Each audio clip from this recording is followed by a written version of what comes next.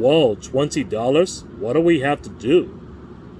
Dear Timmy Mulby, who was Andrew Jackson? From Brittany. Andrew Jackson was the seventh President of the United States. He served from 1829 to 1837, and he was one of the most influential U.S. presidents of the 19th century. But unlike the six presidents, Jackson came from humble beginnings. He was born in 1767 in a remote area of the Carolinas. His parents were poor farmers, and he had a typical frontier childhood filled with hunting, fishing, and the occasional class at a one-room schoolhouse. But tragically, his entire family, his father, his mother, and his two brothers died by the time Andrew was 14. When he was a young man, he began successful law practice in Nashville, Tennessee, and married the daughter of a Portman local family. He eventually became a judge and bought a cotton plantation called the Hermitage. Oh yeah, Jackson's wealth was built on slavery, and his wealth made him a prominent person in Southern society. But he had a kind of a wild reputation. And then more than once, he got into duels of honor, gunfights to settle personal conflicts.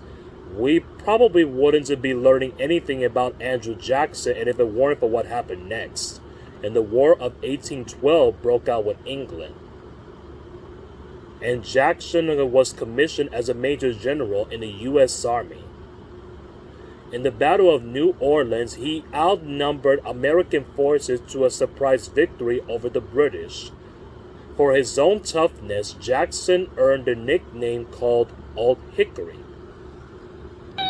Well, as wood goes, Hickory's pretty strong. Anyway, he became a national hero, and in 1824, he ran for president. He won 43% of the vote, more than any of the other candidates. But without a majority of at least 51%, Congress had to pick a winner, but instead, in the backroom deal, they had to choose John Quincy Adams. Yeah, but it was kind of pretty unfair. Washington and considered didn't even want somebody as uneducated, violent, and a low class as Jackson but to be president. But in the next election, Jackson used that image to his own advantage. He campaigned as a populist, representing the common man against the rich and the powerful.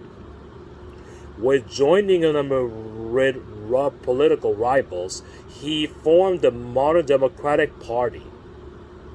When he had won the election, Jackson invited the public to come celebrate. Thousands of people flooded the White House for his inauguration party, which got a completely little bit out of hand. Well, he thought that the government should be more responsive to the people.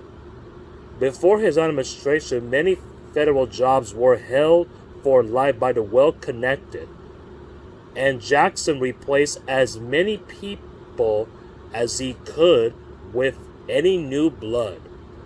Critics, he claimed that he created a spoil system, rewarding political allies with jobs that they didn't even deserve.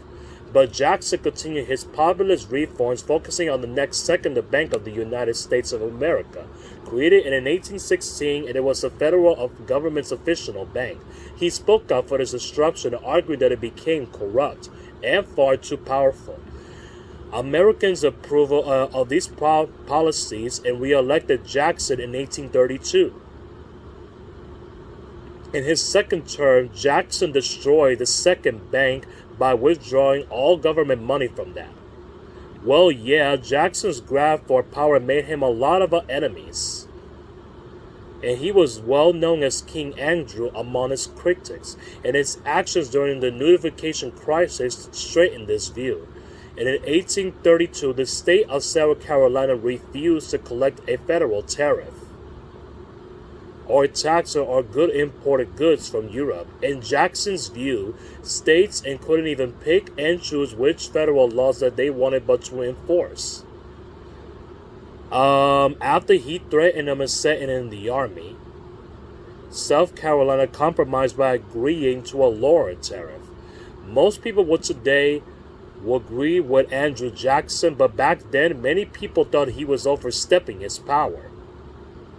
The crisis turned out to be a major defeat for Southern slaveholders. It is not like Jackson was anti-slavery or anything, and he was all for slavery into something, and against Southern states' sudden notifying of federal laws. He even tried unsuccessfully but to outlaw anti-slavery literature.